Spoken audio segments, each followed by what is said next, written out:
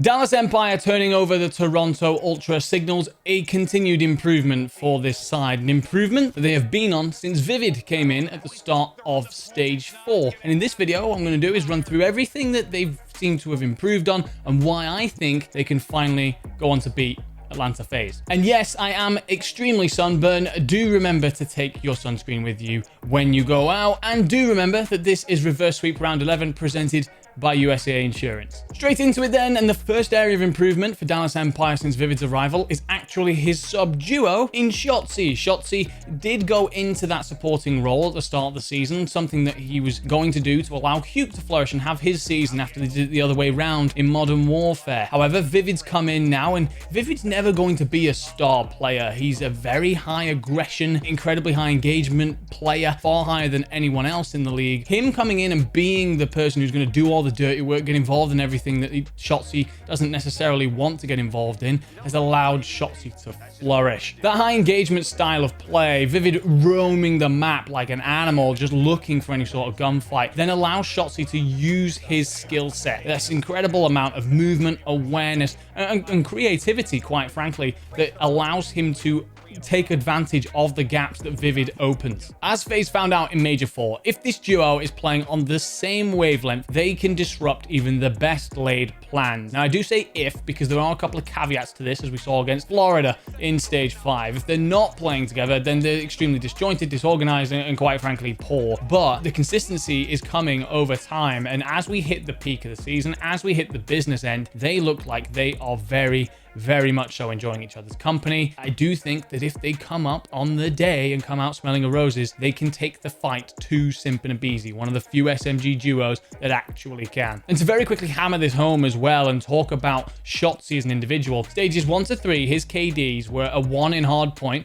0.93 in S&D, and a 1.05 in control. If we move to stages 4 and 5, look at how much those have improved and increased, just to show the extra slaying power that they have unlocked by letting Shotzzy go on and do his thing. Where else have they improved? Well, one of the things is that they clutch up now. For a team at the top end of the table, Dallas Empire certainly don't play like it. Their margins of victory are tiny. To really put that home, they have the second best hardpoint win rate in the league, but their average point difference between them and their opponents is 9 points. Just 9 points. And that is a ridiculously small margin that is also carried over into other modes. S&D and control, the gaps of success are tiny. And this is something that earlier on in the season could trip them up. They could win, but they could lose, and they had negative records in search and control previously. It comes to now, and they're just seeing those gaps out. They're just seeing out those tight rounds, tight games over and over again and making it happen, and now they look much better for it. Sticking with that hard point for just a second, they are in the bottom half of the league when it comes to 50-point hills and then 0-point hills, just to kind of emphasize the fact that they're not special in any particular way at Dallas. They just play good fundamental Call of Duty and see it through. And Vivid coming in has meant that they have indeed increased their win percentage across the entire board. But why is this a good thing? Why is it a good thing for them not to be particularly special? Well, the thing is, they don't win by massive gaps, but they also don't lose by massive gaps. There is no point really where they look completely out of games. And I think that this is important because a signature trademark of FaZe is to just blow out an opposing team, right? They walk in, completely dismantle the opposition, and walk back out again. But Dallas don't let sides do this, and we saw it in Major 4, and I think they're getting even better at it, is that they keep within touching distance. Okay, we might have a bad hill, we might make a couple of mistakes, you might outgun us, we don't have the best slaying record, but we're going to stick with you until you eventually make a mistake. And as much as FaZe are nearly perfect, they're certainly not flawless, and I think that this allows Dallas to be the perfect team to claw maps away. And finally, the last thing that I want to bring to your attention is their improvement towards the other two modes. Hardpoint is something that we're already okay at, so let's move that to one side. Sure, that's gotten better, but whatever. S&D and control is where they really tripped up. Now, they have gone from the negative record that I previously mentioned in both to a positive record in both. And as well, I did mention previously how Shotzzy was the only person who had a positive KD in either mode, and it was only in one, and it was very, very small. Now, Shotzzy is very healthily positive in both Control and S&D, and so is Crimsix, who seems to be having a lot of fun and enjoying himself with a bit of newfound freedom on the map. And some of this success actually comes from their focus in improving their map pool. Earlier on in the year, they had some clear strengths and weaknesses in both modes. Search, they had a couple of positives, and then some real negative maps. In Control, they were only positive in 1 out of the 3 Control maps. Switch that to now, they're positive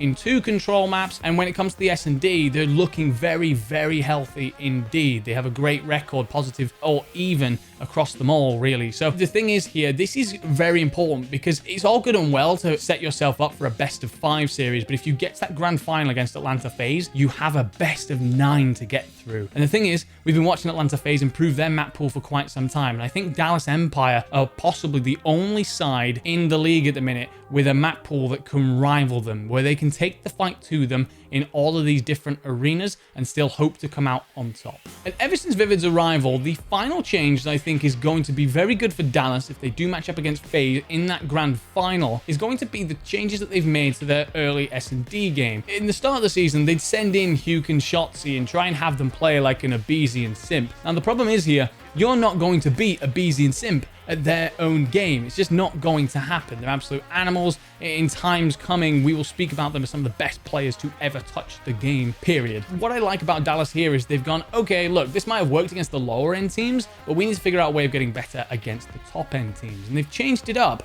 They've allowed players like Crimsix to come out and get involved in those early gunfights and either open up a lane or lock somewhere down, and they are benefiting from it massively. And I love this pivot. I love that they've gone, okay, this might not be our particular strength against the top end teams. Instead of trying to match them, let's make it different. And I do think that this bit of difference allows them to just not play to Atlanta FaZe's game. Atlanta FaZe want to dictate everything. They want your SMGs to come in so that they can bully them and open it up. And they don't do that now. They play differently, and this makes for some very interesting S&D rounds indeed. Do I think the Dallas Empire are going to win Major 5? Well, I think I'd still have my money on Atlanta FaZe. I think anyone would, but I do think that Dallas Empire look better tooled and better equipped than anyone in the league to do so, and this is the best they've looked all year. Bear in mind, they've been in 2 grand finals. The last time it was literally down to the final game. Is it a long shot to say that Dallas Empire could come out and take this? I don't think so, and I think I've proven my case to you right here.